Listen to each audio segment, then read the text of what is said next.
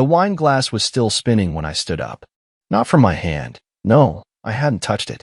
She had slammed it down so hard the base twirled like it was trying to escape the table, just like I was trying to escape the moment. Say it, she whispered through clenched teeth, cheeks flushed in a way that had nothing to do with alcohol. The restaurant was too quiet now. We were still seated, technically, but we weren't really there. People at the nearby tables had started to glance sideways, the way strangers do when they sense something private falling apart in public. You could feel their curiosity like static on skin.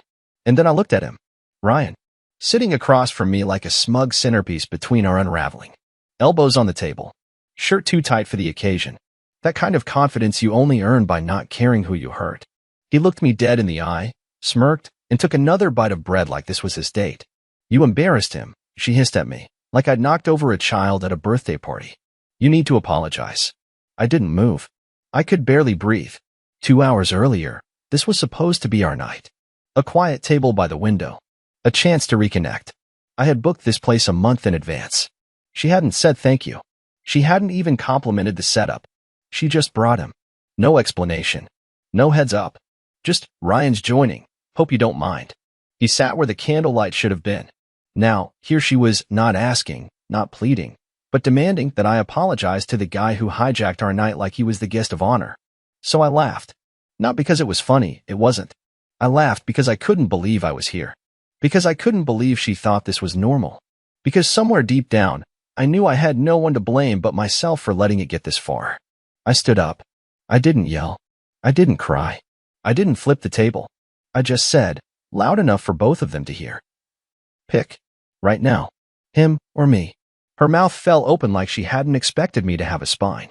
And Ryan, still chewing, looked mildly amused, like I had just added a little spice to an otherwise boring evening. I didn't wait for her answer.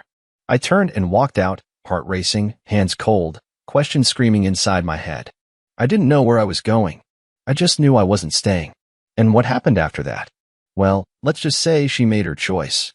But she had no idea what I already knew. No idea what I had seen. And no idea what I was about to do next.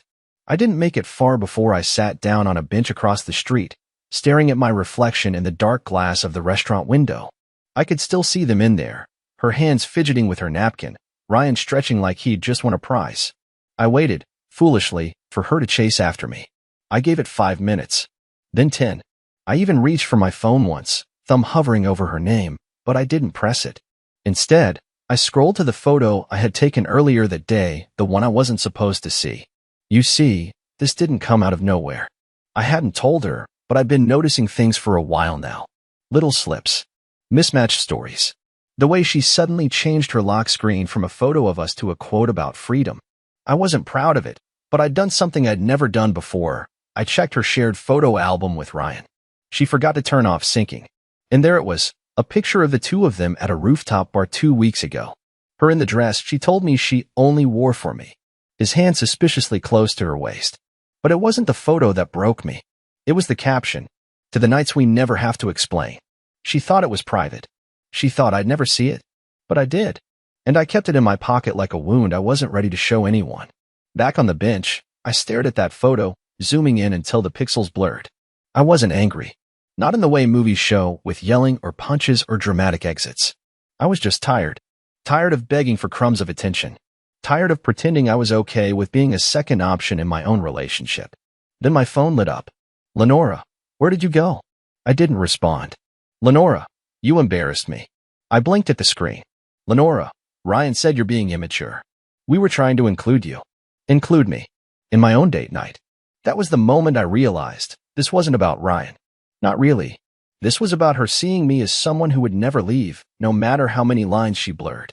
She thought I was too soft, too patient, too quiet. And maybe she was right, until now. So I texted her back. Me. You made your choice.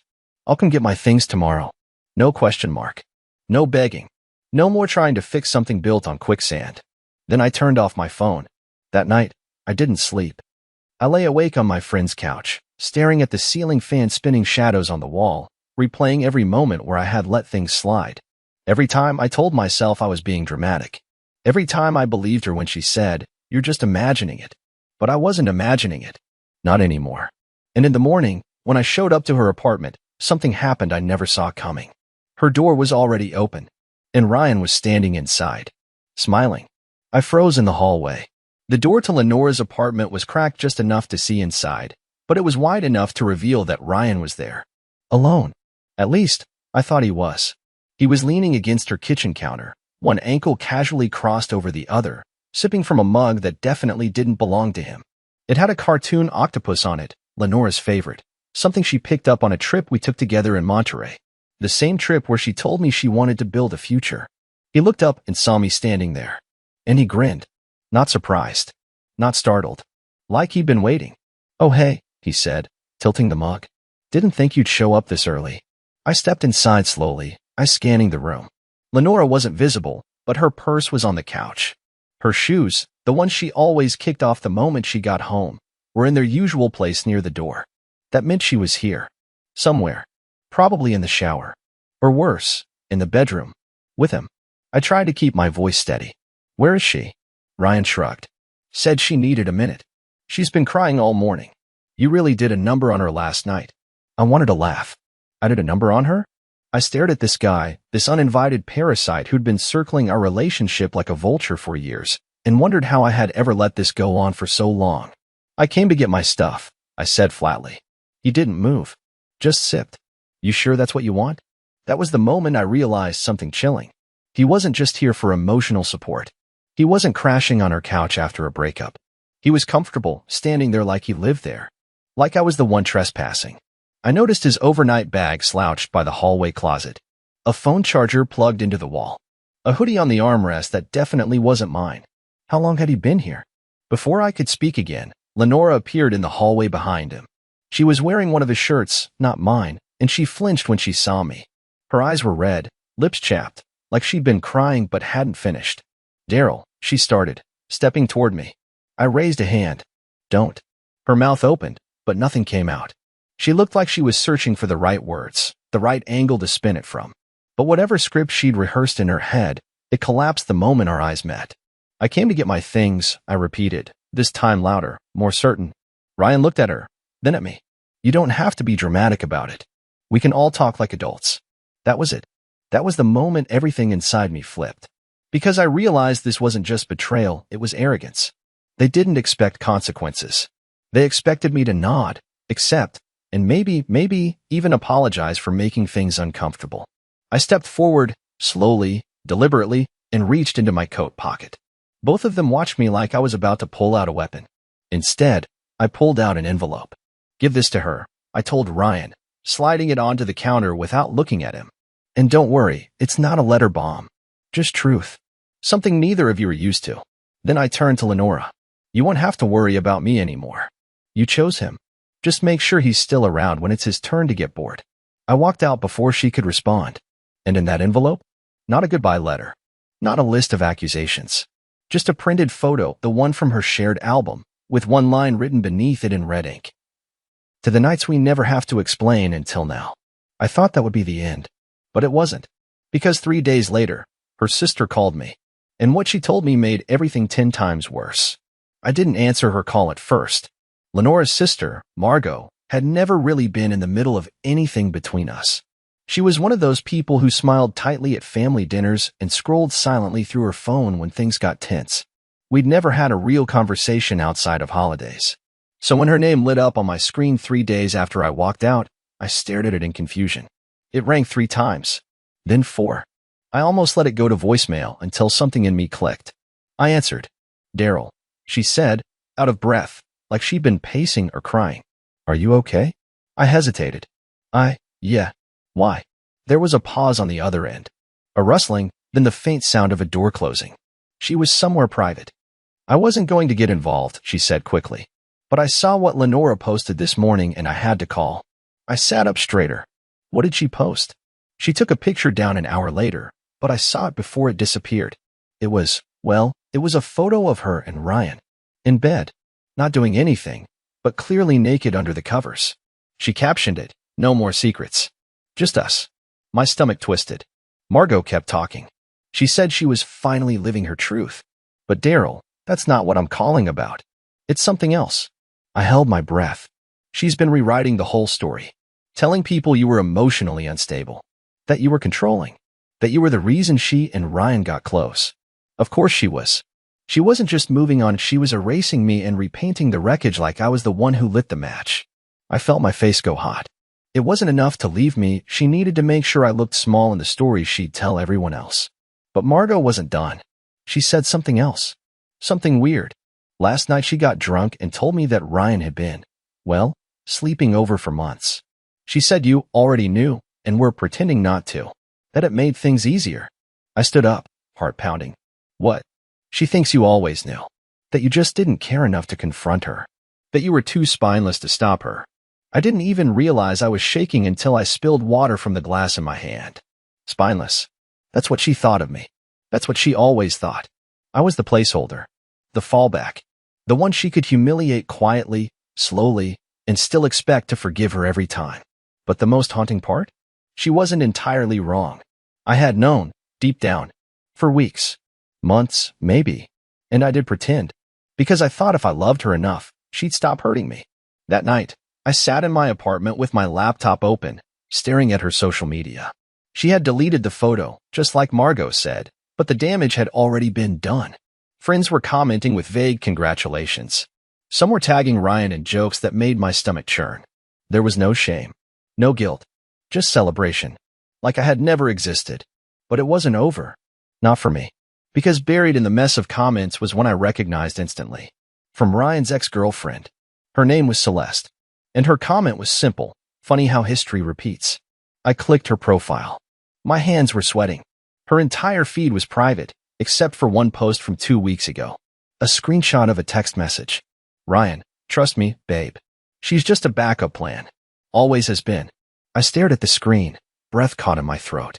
He wasn't just using me. He was using her, too. And suddenly, I wasn't the only one carrying receipts. I must have read that message from Celeste 10 times before it truly settled in my chest like a stone. She's just a backup plan. Not, she's the one. Not even she doesn't matter. No, it was colder than that. It meant Lenora wasn't special to him either. She was just temporary. A placeholder. The irony stung like ice against a burn. The very woman who treated me like I was disposable was now the one being played by the man she'd replaced me with. And she didn't even know it. But I did. And now I had a choice. Walk away, let her live in the illusion, or do something about it. I didn't sleep that night. Instead, I messaged Celeste. I didn't expect a reply. I just introduced myself and said, I think we both got used. That's it. No accusations. No plan. Just honesty. She responded within 5 minutes. Her first message, you have no idea. Within the hour, we were on a video call, 2 complete strangers linked only by the same mistake. She looked tired. Not in the physical sense, but in the way someone looks after being lied to so many times that they stop believing anything at all. She told me that Ryan had a pattern, a long one. That Lenora was the 3rd woman he had rescued from a failing relationship, only to slowly isolate and manipulate. He has this way of making you feel like your current partner is the problem, she said. Then he swoops in, says all the right things, builds this emotional affair until you slip, and by the time you realize what he is, you've already pushed everyone else away. I sat back, stunned. She wasn't bitter. She was precise. Like someone who had rehearsed the words too many times in her head. But the worst part, she said, leaning forward. He never stays. Once the relationship becomes his, he gets bored. He needs the chase. Not the person. I couldn't speak. Every piece of the puzzle was clicking into place. Lenora hadn't just chosen someone else. She'd walked straight into a pattern, thinking she was writing a love story, not realizing she was chapter 3 in a much darker book. Celeste had screenshots, texts, voice notes, even a screen recording of him FaceTiming her while still dating Lenora, saying, I'm just being patient. She's not ready to leave him yet. The date on that video? 2 weeks before Lenora gave me that you need to apologize ultimatum. I didn't know what to feel anymore. Rage? Vindication? Maybe just exhaustion. But I knew one thing for certain, I wasn't going to keep quiet. I thanked Celeste. I didn't ask her to get involved. I didn't need her to. She'd been burned enough already. But what she did next, I'll never forget. She posted the video, publicly, and tagged both Ryan and Lenora. It didn't even take an hour before I started getting texts. First from an unknown number, you better take that down. This is defamation. Then from Lenora, I need to talk. Please. It's not what it looks like. That one nearly made me laugh out loud. I ignored them both. But 2 days later, Lenora showed up. At my apartment. Soaked in rain, makeup streaked, hair tangled like she'd run through a storm. And her first words? Not, I'm sorry. Not, you were right. She looked at me and whispered, why didn't you protect me from him? And I realized, with a crushing weight, she still didn't get it. I stood in the doorway, staring at her, drenched, shaking, mascara bleeding like ink over pages of a story she no longer controlled. I didn't move. She wasn't supposed to be here. She wasn't supposed to come back. And definitely not with that question. Why didn't you protect me from him? It knocked the wind out of me. Not because I didn't expect some kind of excuse or spin, but because even now, even after all the lies and deception, she was trying to shift the blame. I was the one she had abandoned. I was the one she had replaced. I was the one sitting alone in our apartment, eating leftovers she used to complain about, while she posted photos of fresh starts. And now I was supposed to be her shield? I stepped aside without a word, mostly because the storm behind her was pouring buckets and I didn't want the hallway neighbors watching. She stepped inside hesitantly, water dripping from her sleeves onto the hardwood like guilt she couldn't mop up. She looked around like everything was unfamiliar, like the place had shifted since she left. I guess it had. The framed photo of us from last fall? Gone. The blanket she used to curl up in? Folded and packed in a box. Even the tiny clay mug she made at that stupid pottery date, shattered, days ago. In a moment of weakness I now regretted. Daryl, she said finally, her voice cracking. I didn't know.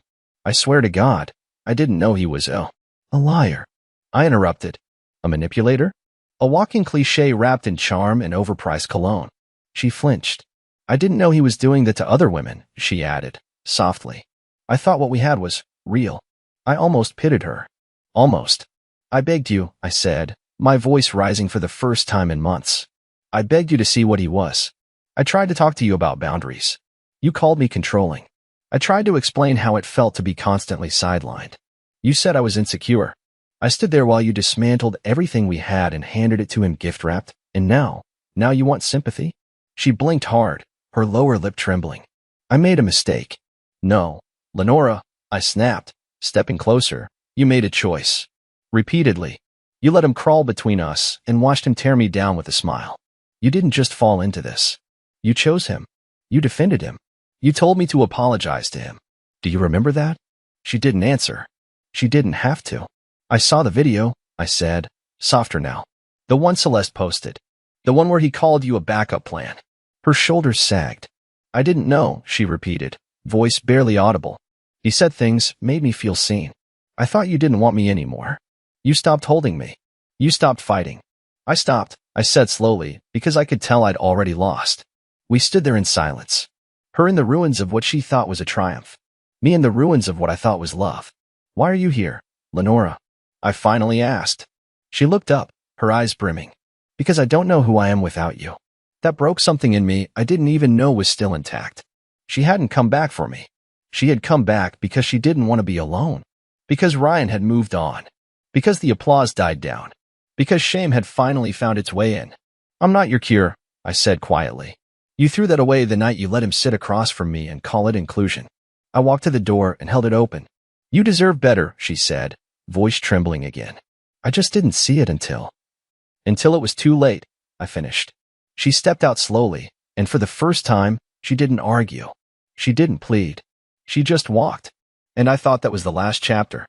But the next morning, I opened my email and found something that would unravel everything all over again. An anonymous message. One sentence. Check his phone records. You'll want to see who he was really calling while she was with you. I stared at the email for a long time. The message had no subject line, no name, no clue as to who sent it. Just one chilling sentence. Check his phone records. You'll want to see who he was really calling while she was with you. It sounded like bait. Like the kind of thing you delete and forget because diving in means inviting pain.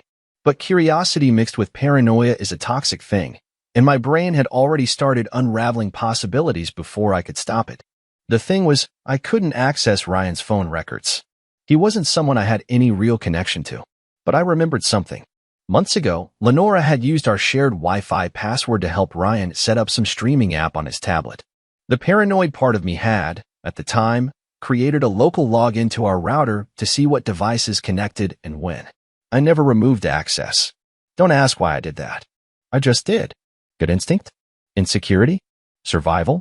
Either way, I logged into the router portal. To my surprise, Ryan's device, labeled Ree's iPad Pro, had been auto-connecting every time he was near our place, even after I left. Even last night, I scanned through the connected sessions and noticed something strange. Every time Lenora had supposedly been with me, late nights or date nights when she told me she was just heading to bed early, his device had connected to our Wi-Fi between 11 p.m. and 2 a.m. Multiple times. Patterned. Predictable. Intimate. And then I found something that turned my blood cold. One of those nights, specifically the same night she called in sick to a weekend getaway we had planned, there were outbound log entries to a third-party call forwarding app. I couldn't see the numbers, but I recognized the service. It's used to mask real calls through different devices. It also stores voicemail, unless cleared. That was my next move. I dug deep into old backup links, folders I had ignored in our shared cloud, and found an auto-synced audio file, dated 2 months ago. I nearly dropped my phone when I hit play. Ryan's voice. She's in the shower. No, she doesn't know I'm calling. She still thinks I'm keeping her busy. I'll get the video, don't worry. Just make sure she never sees the wire transfer. I've got her wrapped up tight. She thinks this is love. Then silence. I had to sit down. This wasn't just infidelity. This wasn't just emotional manipulation. Ryan was working with someone else. I didn't know who the other person was. I didn't know what video he was talking about, or what money was being hidden. But this wasn't about love. It wasn't even about lust. This was a setup. I replayed the message again, trying to isolate details in the background, a faint hum, maybe a television in another room. Nothing concrete. That's when I remembered Celeste. I hadn't spoken to her since she posted the video. I messaged her again, quickly, asking if she'd ever heard Ryan talk about someone else. A third party. Something involving money. She called me instantly. I was waiting for you to find that, she said, without even a hello. You knew. I asked, voice cracking. I knew he was doing something sketchy. I didn't know how deep it went, she said. But the day I left him, he was on the phone with someone named Carson. I don't know who that is, but he sounded scared, like he owed him something. My mind reeled. Carson. That name, it pinged something. And then I remembered. Lenora's old coworker. A guy from her previous office who was quietly fired. Something about inappropriate use of company funds. She told me about him once, laughing like it was a joke. Said he was the kind of guy who talked fast and disappeared faster. Now it made sense. Ryan was helping Carson run something shady, and Lenora, somehow, had become a pawn. Or worse, an accomplice who didn't realize she was in over her head. I didn't want to save her. Not anymore. But I also couldn't look away. I gathered every file, screenshot, and recording I had. I copied them to a USB stick, then mailed it anonymously to her office. No note. No signature. Just a label on the envelope. Truth, before it swallows you too. I thought that would be the end. But I underestimated her. Because the next time I saw Lenora, she wasn't crying. She was furious. And she brought company. When I opened my front door that day, I expected drama. I expected tears. What I didn't expect was to see Lenora standing on my porch with a man in a charcoal suit behind her and a folder clutched in her hands like it weighed 1,000 pounds. She didn't say anything at first. Just stared at me, tight-lipped, like she didn't trust her own voice. I stood in the doorway, arms crossed, silent, waiting. Finally, she spoke. I know you sent it, she said, her voice low. The envelope. The recordings. The logs. I didn't confirm or deny it. The man beside her stepped forward. My name's David Landry, private investigator. Ms. Brock hired me last week. She believed there was more to the story than Ryan ever told her. She was right. He handed me the folder. We confirmed the man Ryan was working with is Carson Vellum, currently under investigation for corporate fraud, laundering, and identity manipulation. Your audio file helped connect the dots. Lenora's accounts were being used, without her knowledge, as transaction bridges. She was being set up. I glanced at Lenora. Her eyes were rimmed with red, but not from crying. It was something deeper. Humility. Fear. A flicker of strength trying to crawl back from months of being played. I didn't come here to blame you, she said, voice cracking. I came to thank you. I didn't expect that. I never saw it. I didn't want to see it. And when you left, I thought it meant I had one. That Ryan and I were finally free of judgment. But he wasn't with me. He was using me. She looked down at her hands, voice trembling. I was angry when I opened that envelope. I wanted to destroy it, pretend it was fake. But you didn't just walk away, Daryl. You left with dignity, and you left the truth behind. I didn't know what to say. For the first time in this entire ordeal, I felt like I had nothing to prove. She stepped back. I'm leaving town. New job, different state. I need to rebuild, legally, emotionally, all of it. And I wanted to say I'm sorry. Not because I got caught, but because I finally understand what I lost.